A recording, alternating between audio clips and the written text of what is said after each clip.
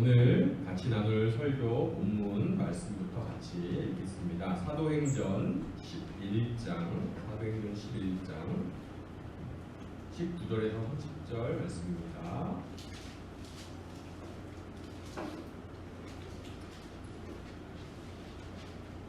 네, 찾으셨으면 화면이 보이실 것 같은데 같이 한번 교독하도록 하겠습니다. 부터 읽겠습니다.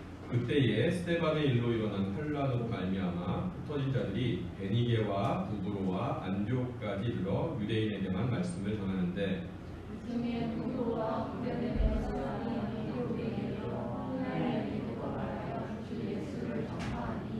주의 손이 그들과 함께 하심에 수많은 사람들이 믿고 주께 돌아오더라.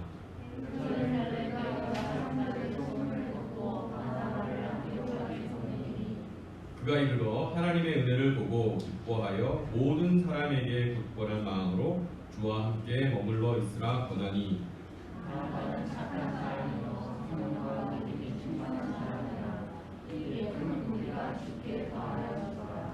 바나바가 사울을 찾으러 다소에 가서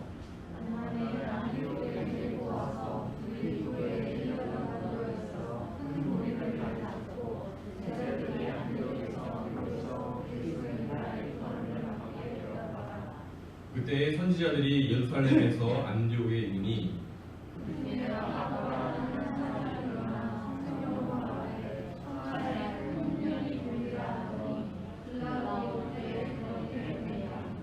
제자들이 각각 그 힘대로 유대에 사는 형제들에게 부조를 보내기로 작정하고 이를 실행하여 바나바와 사울의 손으로 장로들에게 보내니라. 아멘. 네, 여러분은 그리스도인이라 다 여러분 고백하십니까? 네, 그리스도인이라고 우리가 다 고백하기 때문에 이 자리에 다 나왔으리라 생각합니다. 제가 대학교 1학년 때 열심히 놀았었어요. 네, 처음 대학교 들어가서 신나게 놀다가 잘 노는 애가 갑자기 그 주일날만 되면은 노는데 안 나오니까 친구들이 한 명 주면 의심을 하기 시작했습니다. 도대체 일요일날 뭐 하는 거니? 왜 같이 안 노는 거니? 막 이러면서. 근데 제가 그때 그 당시에 굉장히 열심히 있어서 친구들에게 술과 담배를 다 가르쳐주고 제가 다니던 학교가 시골에서 친구들이 많이 왔었어요. 지방에서. 그래서 제가 서울에 대한 뭐 이렇게 무도장도 안내해주고 다양하게 놀이시설과 이런 것도 많이 안내해줬었기 때문에 친구들은 제가 그냥 잘 노는 서울 친구라고 생각했는데 일요일날마다 안 보이는 거죠. 그래서 어떤 친구가 설마 하면서 물어봤습니다. 너 혹시 교회 다니니? 그래서 제가 이제 그 얘기를 듣고 참 창피해가지고 사실 나 주일학교 교사야 이렇게 얘기를 했었는데 그래서 그 친구들이 진지하게 저한테 얘기를 하더라고요. 야, 너가 교회를 안 다니는 게 하나님을 도와주는 게 아닐까? 너 가서 주일학교 애들 어떻게 그 어린애들 버리려고 그러냐? 그러면서 이제 진지하게 교회를 떠날 것을 권면해 줬습니다. 그래서 제가 참 부끄러운 1학년 시기를 보냈었는데요. 네, 그렇게 하다가 제가 여름방학 때 예수님을 본격적으로 이제 정말 제대로 만나게 됐어요. 네, 거듭남을 경험하고 그러고 나서 2학기 때 가서 제가 정말 그 하나님의 은혜로 뭐 여러 가지 그냥 그 전에 즐기던 것들이 하나도 재미가 없어져서 제가 그런 것들 나 끊었다 이렇게 하니까 친구들이 참 비웃더라고요. 야, 네가 한 달만 버텨봐라. 네가 그러면 내가 이름을 바꾼다 막 이러면서 막 옆에서 친구들이 쉬는 시간마다 뭐 이렇게 연기를 뿜어내고 하면서 저를 계속 이렇게 막 어떻게든 네가 얼마나 갈까 이러면서 막 이렇게 했어요. 그래서 제가 한 달 지나고 나서 그때까지도 그런 어떤 옛 습관으로 안 돌아가자 이 친구가 저한테 그러는 거예요. 야, 너 정말 예수님 만났나 보구나. 교회 안 다니는 친구가 제 신앙을 간별해 주더라고요. 쟤는 가짜 그리스도인이고 또 어느 정도 지나니까 제가 진짜 뭔가 신을 만난 것 같다 이런 이야기를 저에게 주었던 것이 기억납니다. 네, 여러분, 우리가 그리스도인이라고 지금 우리가 하나님 믿는 사람들, 예수님 믿는 사람들을 다 그렇게 부르지만 처음서부터 그리스도인이라는 말이 있었던 건 아닙니다. 오늘 우리가 읽은 본문에 그리스도인이라고 불리웠던 첫 번째 사람들이 나오는데요. 바로 그 사람들이 안디옥에서 예수님을 믿던 사람들이었습니다. 자, 오늘 본문을 살펴보면서 오늘 이야기가 어떻게 또 그렇게 전개되었는지 한번 살펴보기를 원합니다. 먼저 이 일은 19절에 보면 스데반의 일로 일어난 환란으로 말미암아 시작됩니다. 이렇게 나옵니다. 여러분, 스데반은 초대교회의 집사 중에 한 명이었는데 그 스데반이 사도행전 7장 또 8장에 보면 결국 돌에 맞아서 순교하게 되죠. 그리고 그로 말미암아 핍박이 시작됩니다. 예루살렘 교회 성도들에게 핍박이 시작돼서 성도들이 다 이제 사방으로 흩어지게 됩니다. 자, 이렇게 흩어지게 된 성도들이 복음을 전하기 시작한 겁니다. 여러분, 참 신기하게도요, 복음의 전파는 순교에서부터 시작됩니다. 스데반의 순교가 이 사도행전의 선교의 본격적인 시작을 알리게 된 것이죠. 여러분, 우리도 마찬가지입니다. 우리가 어떠한 공동체가 또 성장하고 복음이 전파되는 데 있어서는 어떤 성도들의 헌신과 희생과 또 목사님의 또 헌신과 희생과 이런 것들이 있지 않으면 복음이 전파될 수 없습니다. 예수님도 우리를 위해서 희생하셨기 때문에 우리가 복음을 알고 정말 그 생명을 지금 누리고 있는 것이 아닙니까? 때로는 우리가 이런 일을 하는 것, 희생하고 내 돈과 내 시간과 또 내 마음과 내 건강과 이런 것들을 다른 사람을 위해 내주고 복음을 위해 뭘 주고 이런 일들이 굉장히 어리석어 보여요. 내가 왜 그렇게 살았지? 나 그냥 나만 위해서 살아도 지금 바쁜 시대인데 그냥 나만 위해서 살면 안 될까? 사람들이 나 바보라고 하는 게 아닌가? 이런 생각도 들면서요, 굉장히 억울한 생각이 들 때가 있습니다. 제가 아는 사람 중에 이런 일 제일 잘하는 사람이 우리 김홍빈 목사님이에요. 제가 그 대학교 선교단체 선배로 또 우리 김홍빈 목사를 만났는데 그렇게 남들한테 잘 줘요. 그러면서 목회하면서도 그렇게 잘하더라고요. 이렇게 다른 사람들을 위해서 일을 벌리고 또 아낌없이 그냥 줘요. 그래서 저는 막 그걸 말리는 게 제 일이었어요. 야, 너 그렇게 막 이렇게 벌리고 주고 이러다가는 너 너무 힘들어지지 않겠냐. 근데 저는 오랫동안 봐오면서 참 김홍빈 목사님이 그런 면에서 참 어떻게 보면 앞뒤 안 가리고 참 순수하게 복음에 헌신된 사람이다, 이런 생각을 하게 돼요. 그러한 우리 김홍빈 목사님을 옆에서 받아주는 김영민 사모님은 더 대단한 분이죠. 우리 김홍빈 목사님 동의하시네요. 네. 제가 이런 말을 그냥 하는 게 아니라 정말 그래요. 저는 우리 김홍빈 목사님 지금 벌리시는 일들이 엄청 많아요. 지금 작년까지는 제가 우리 김홍민 목사님 선배로서 도왔지만 지금은 이제 또 바뀌었어요. 우리 김홍민 목사님이 지금 글로벌 또 도시 사역 선교회라는 그 선교회를 만들어서 대표로 계시고, 제가 거기에 알단 선교사로, 마을 선교사로 이제 들어가서요, 우리 김홍빈 목사님 섬기고 있는데 참 보면은 그래요. 유학생들 사역하는 게 얼마나 여러분 많은 것들을 내어줘야 되는지 몰라요. 유학생들은 사랑만 받고 돌아가면 돼. 귀국하면 그곳에서 복음의 씨앗이 되는 거지, 자기 교회 세우고자 자기 선교회 세우고자 한다면 유학생 사역하면 안 돼요. 김홍민 목사님 너무 성도들을 여러분 앞에서 이렇게 대놓고 칭찬하는 것 같아서 그렇지만 저는 오랜 기간 김홍민 목사님 때문에 안타까워서 기도하면서 저러다가 지쳐서 쓰러지지. 실제로 그런 얘기도 많이 했어요. 제가 너무 마음이 힘듭니다. 아무리 퍼줘도 사람들이 계속 뭐 바꿔 떠나고 사실 젊은이 사업도 마찬가지거든요. 대학생 사업도 마찬가지고. 그런데 이러한 일을 누군가 희생하고 헌신하고 선교하지 않으면 복음이 전파되지 않습니다. 앞뒤 다 이렇게 재고 모든 거 다 내 거 다 챙기고 나서 이렇게 하려면 복음이 전파되지 않아요. 스데반이 자신의 삶을 먼저 들었기 때문에 그렇기 때문에 복음이 열방 가운데 퍼지기 시작한 겁니다.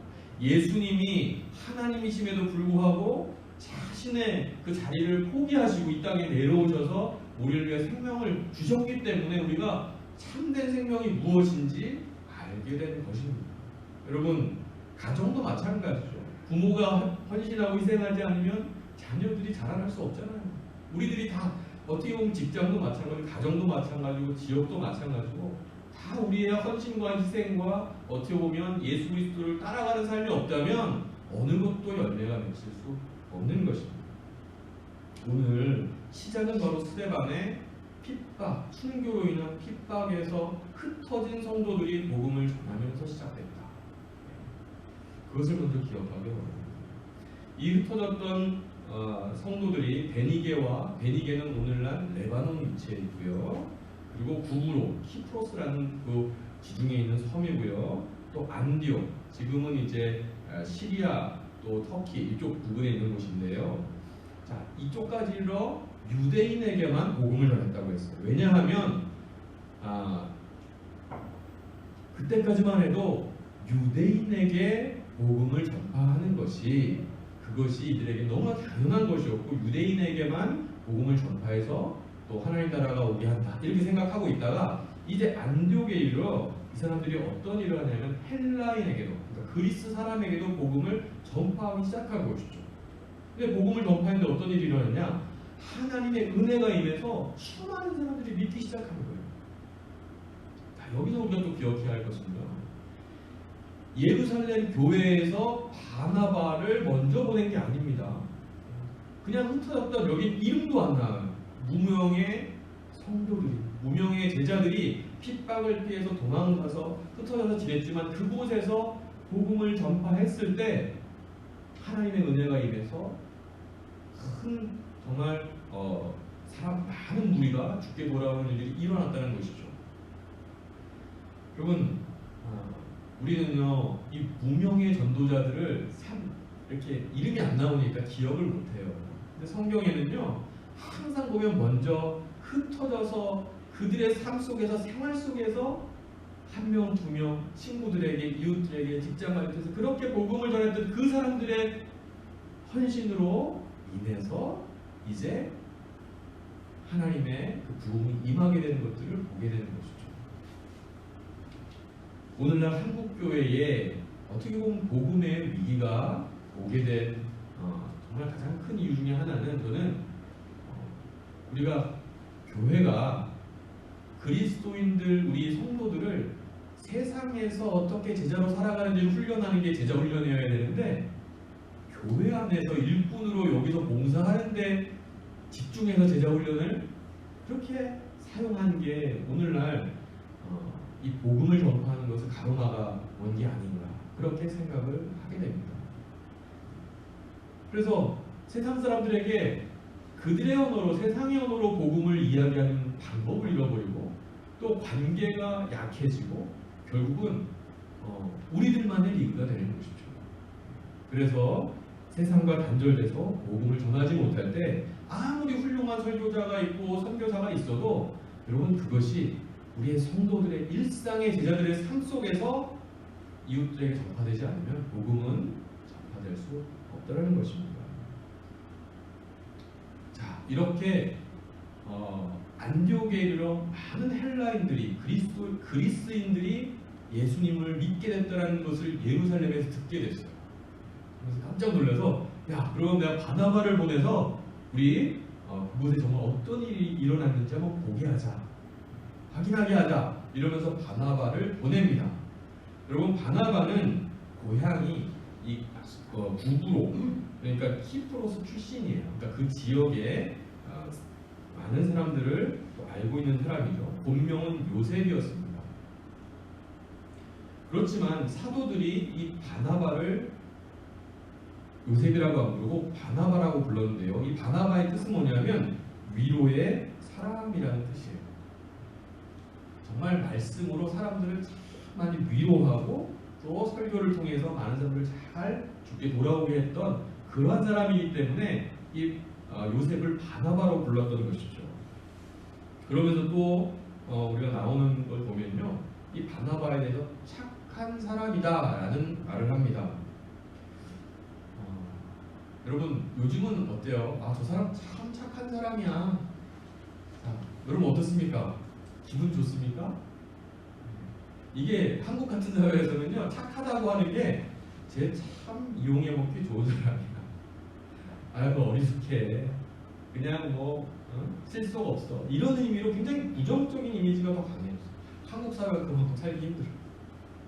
원래 착한 사람이라는 말처럼 좋은 이 말이 없거든요. 칭찬이. 그런데 착한 사람이라는 게 우리한테는 오히려 제가 나를 무시하나?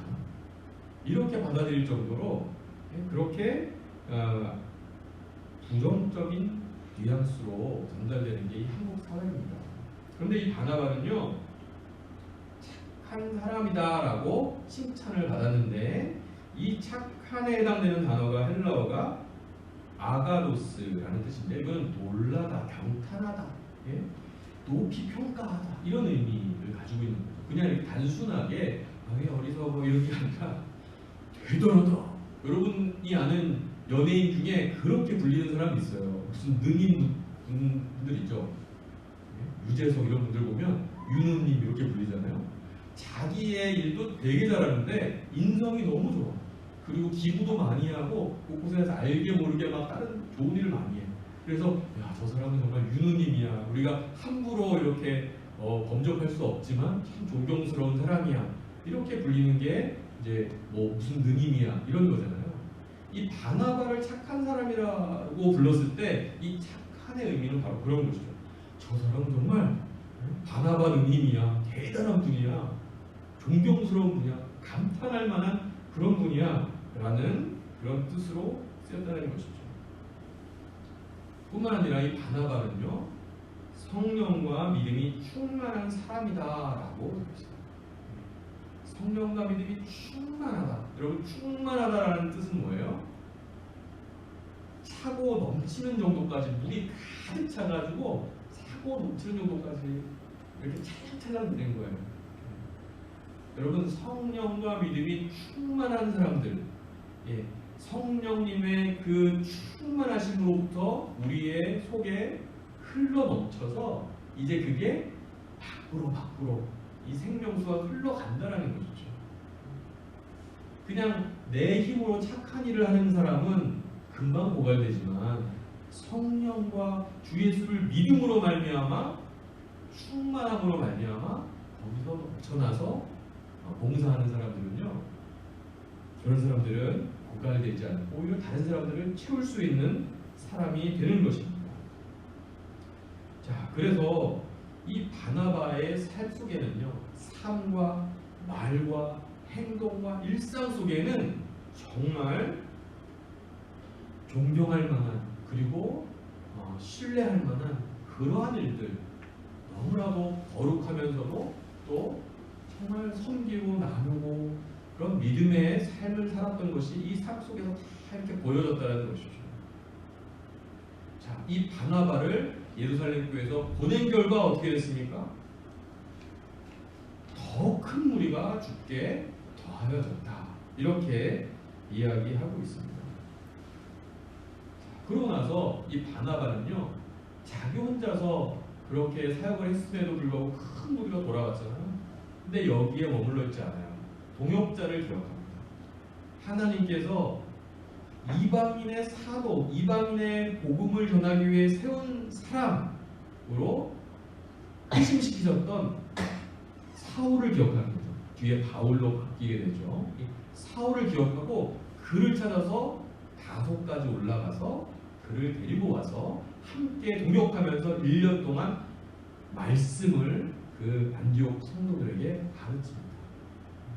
그렇게 정말 하나님의 은혜가 더해졌고, 그리고 이 바나바의 위로를 받고 또 바울과 동역하면서 말씀으로 채워진 이 안디옥 교인들이 그래서 여기서부터 처음으로 그리스도인이라 불림을 받게 됐다는 것입니다.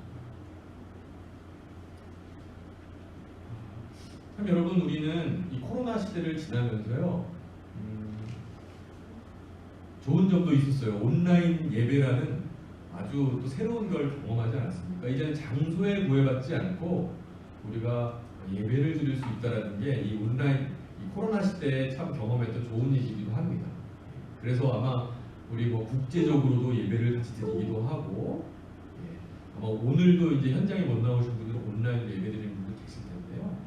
그게 좋은 참 장점이었어요. 하지만 이러면서 굉장히 우리가 조심해야 될 건 뭐냐면요, 신앙을 그냥 내가 앉아서 혼자서 예배를 그냥 이렇게 영상을 통해서 그냥 혼자서 예배 드리고 그리고 마치는 것으로 신앙생활을 그렇게 생각하기 쉽다는 것이죠. 거기에 뭐가 빠집니까? 성도의 교제가 빠져요.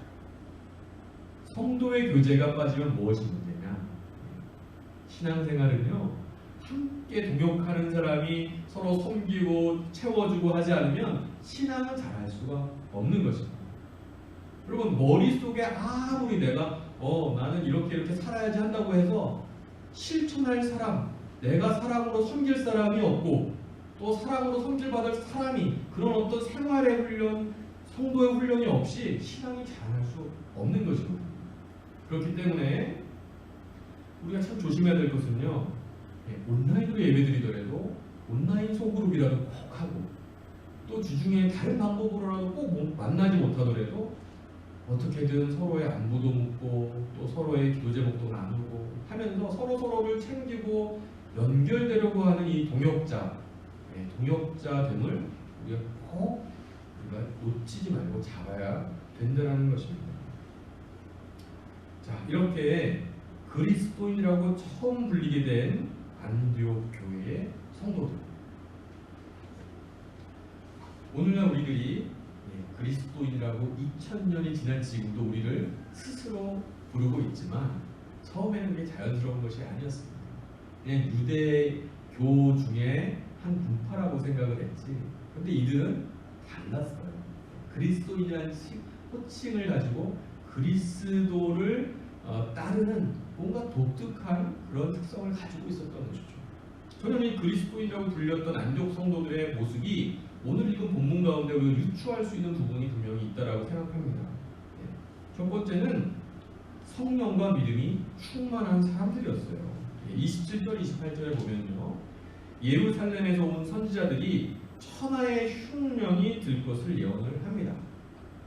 그러니까 함께 모여서 예배드리는, 그러니까 이제 사도행전에서 예언을 하고 막 이런 일들이 사실은 오늘날로 말하면 같이 모여서 기도하고 예배드리는 것이라고 보면 됩니다. 말씀을 듣고.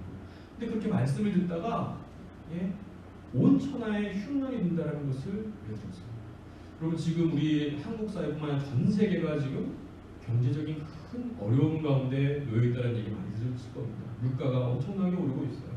석유값도 엄청 2,000원이 넘은 지 한참 됐죠. 그리고 뭐예요? 이제 다 오를 일만 남았다고 막 그러고 걱정이 많이 됩니다. 마치 그런 거예요. 온 천하에 기근이 들었어요. 먹고 사는 것에 큰 어려움이 생겼다는 거예요.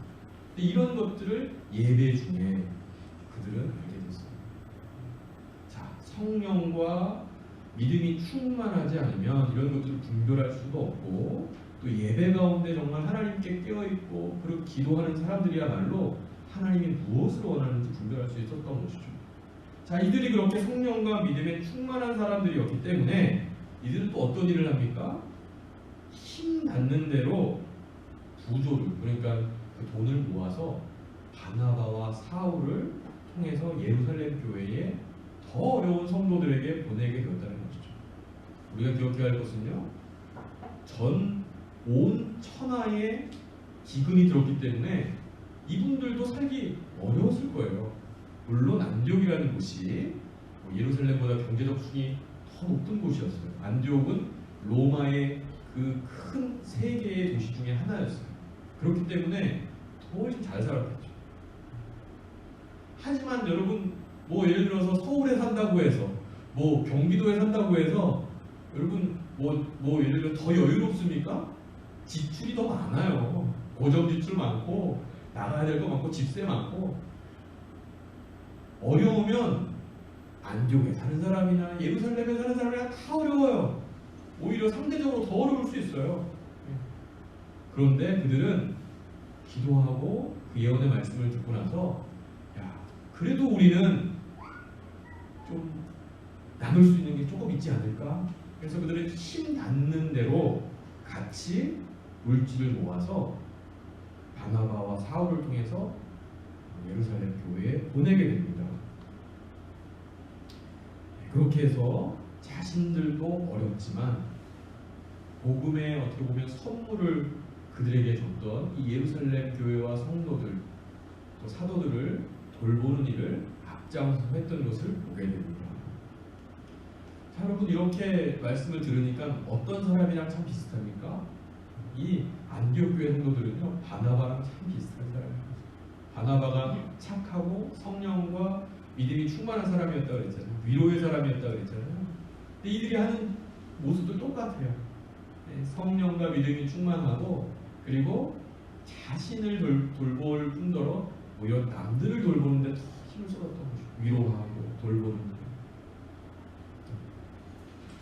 그래서 그리스도인이라고 그들이 불림을 받았을 때 그들은 바로 이러한 이미지, 굉장히 거룩하고 정말 절제된 삶을 살지만 다른 사람을 돕는 일에는 누구보다 앞장서고 희생하는 일에 앞장섰던 사람들, 이렇게 그런 의미로 그리스도인이라고 불려졌을 것이라고 생각합니다. 여러분, 2020년 6월에 아마 많이 다들 알고 계실 거예요. 그 당시에 굉장히 충격적으로 다가왔던 설문조사가 있었죠. 예. 목회창구센터에서 의뢰해서 설문조사를 했는데 각 종교에 대한 이미지를 조사했었어요. 예. 예, 보면은 뭐 불교, 뭐 천주교, 뭐 이런 기독교 이렇게 크게 3대 종교에 대한 이미지를 물어봤을 때 불교는요, 죄송합니다, 안경을 벗고 포용적인, 친근함, 뭐 상생하는 이런 이미지로 있고요. 천주교는 도덕적인, 헌신적인, 진정성 있는 희생적인 이런 게 이미지로 대표적으로 뽑혔고, 기독교는 배타적인, 물질적인, 위선적인, 세속적인, 이기적인 이렇게 뽑혔습니다. 그리고 개신교 신자 이미지, 신자, 그러니까 기독교 이미지와 또 개신교 신자 이미지를 봤을 때 1위가 거리를 두고 싶은, 2위가 이중적인, 3위가 사기꾼 같은. 자, 이게 2020년 6월에 기독교와 또 개신교 성도들에 대한 이미지라는 것이죠. 자, 여러분, 그리스도인과 사기꾼이 이게 같이 어울릴 수 있는 말입니까? 그건 마치 빛과 어둠이 하나다라는 것과 같은 의미예요. 그리스도인은요, 예수를 따르는 사람들은 절대 사기꾼 같은 사람이 될 수가 없는 것이죠. 지금 한국에 복음이 전파되기 가장 어려운 건 뭡니까? 그리스도인인데 사기꾼 같은 이미지를 다들 가지고 있는 것, 그렇게 사람들이 보고 있는 것, 그게 가장 큰 어려움이라고 생각합니다. 여러분, 저는요, 사실 지역에서 지금 마을 선교사라고 스스로 부르고 아무도 파송하지 않았지만 스스로를 파송해서 살아가고 있습니다. 마을 속에서 주민들 속에서 마을 공동체 하시던 분들과 같이 협동조합을 만들어서 지금 이제 뭐 같이 주민들 일자리도 만들고 좀 재미나게 살아가려고 노력을 하는데, 그렇게 살아가는 시작이 됐던 것은요, 2012년도에 제가 그 동네 주민들과 같이 학부모모임 갔다가 돌아오면서 교회에서 큰 교회에서 전도지 나눴을 때 이렇게 선물 같은 거 주잖아요. 예, 행주 막 이런 거 주니까 저는 막 교회 다니면서도 감사합니다 받아가지고 이렇게 갔는데 사람들이 안 받는 거예요. 그래가지고 왜 저러지? 그래서 나중에 물어봤어요. 아니 왜 이거 행주이동 살림에 도움되는데 안 받으세요? 그랬더니 그분들이 하신 말씀이 저거 다 장사 속이에요. 저는요 여태까지 교회 다니는 사람 중에 좋은 사람 한 명도 못 봤어요. 그런 얘기를 제 앞에서 했습니다. 네, 당시 저는 교회 다니는 얘기를 하기 전이었기 때문에 굉장히 충격을 받았어요. 근데 그 옆에 있는 분은 한 수 얻어서 맞아 우리 뭐 큰형님이 장로님인데 그분이 우리 형제들 돈 다 떼먹고 어쩌고 해가지고 그 스토리가 있잖아요. 그런 거 상처받았던 거 쫙 나오는데 제가 너무 부끄러워서 얼굴을 들 수가 없었어요. 그래서 집에 오면서 와 이상하다, 내가 만나는 그리스도인들은 참 좋은 사람들이었는데 왜 저분들은 좋은 사람을 한 명도 못 봤다고 했을까 고민하다가 두 가지 중에 하나겠다. 사실 그리스도인들이 다 좋은데 너무 바빠서 이웃들과 관계를 안 맺기 때문에 모르거나, 아니면 교회에서는 좋은데 그냥 일반 세상에서는 더 악착같이 이기적으로 살아가는 게 아닐까. 그 속에서 저는 그분들 생각하면서 내가 이곳에서 정말 내가 먼저 교회 다닌다는 얘기 안 하고 열심히 내가 정말 선행을 하고 뭔가 이 본이 되는 삶을 살아서 나중에 혜민 아빠 교회 다녀요? 와 교회 다니는 사람 중에 착한 사람 내가 한 명 봤다, 이 얘기를 내가 듣고 말리라. 그런 다짐으로 사실은 마을 공동체에 청소부터 시작해가지고 다양한 봉사활동을 시작했고, 그게 이제 10년이 지나서 11년이 된 거죠. 그래서 오늘날은 여러 가지 하고 있습니다. 제가 그쪽 마을 연합회 대표도 하고 있고 마을 협동조합 그 이사장도 하고 있고, 다 머슴이라는 얘기예요. 이름은 그렇지만 마을에서 자 그런데 마을 공동체 활동 열심히 하면서 한 교회에서 공간을 오픈해줬었어요. 그때 이제 그 둘레길에 있는 그 한 교회에서 1층을 카페로 만들어놨는데 사람이 아무도 안 들어가. 그래서 누구든지 들어와서 차 드시고 가십시오 이렇게 써붙여놨는데도 아무도 안 들어가요. 그래서 이제 저랑 또 아는 통장님이랑 해서 그곳을 우리가 직접 주민들이 사랑방으로 주중에는 운영하고 대신 우리가 커피랑 차랑 이런 거 채워놓겠다. 그러니까 목사님 좀 낮에 저희가 사용할 수 있도록 해달라 이렇게 했더니 그 목사님도 사실 흔쾌히 그렇게 허락해 주셨고, 아무튼 그렇게 해서 그곳에서 이제 마을 카페도 만들고 봉사활동을 하고 막 그랬었어요. 자 그렇게 해서 한 1년이 지나자 그 교회가 이전 감사 입당 예배인가를 하게 됐어요. 근데 마을 주민 한 분이 저를 찾아왔어요. 혜민 아빠 우리 좀 얘기 좀 합시다 그러면서, 아니 우리한테 이렇게 마을 공동체 공간을 내준 교회가 있는데 그 교회 자기는 불교 신자지만 자기가 봤을 때 이 교회는 진짜 선교하는 교회다. 그러면서 이 교회가 이제 입당 예배를 이렇게 한다는데 우리가 같이 가서 예배를 드려줍시다. 저한테 그런 얘기를 하더라고요. 그래서 제가 놀라서 그럽시다. 그래가지고 같이 불교 신자님들과 같이 가서 예배를 드렸던 기억이 납니다. 참 놀랍죠? 불교 신자도 어떤 교회가 진짜 예수 믿는 교회고 예수 닮은 교회고 예수 전하는 교회인지 안다는 거죠. 마치 제 친구가 저한테 야 너 진짜 예수님 만났구나 이렇게 얘기했던 것처럼, 사실 가장 분명하게 저 사람은 사기꾼 그리스도인이고 저 사람은 진짜 그리스도인인 걸 분별할 수 있는 사람은요 안 믿는 친구예요. 안 믿는 이웃이 우리를 볼 때 저 사람은 예수님처럼 자기를 이렇게 희생하고 내어주네 그걸 보잖아요. 그러면 저 사람이 믿는 신앙은 진짜다.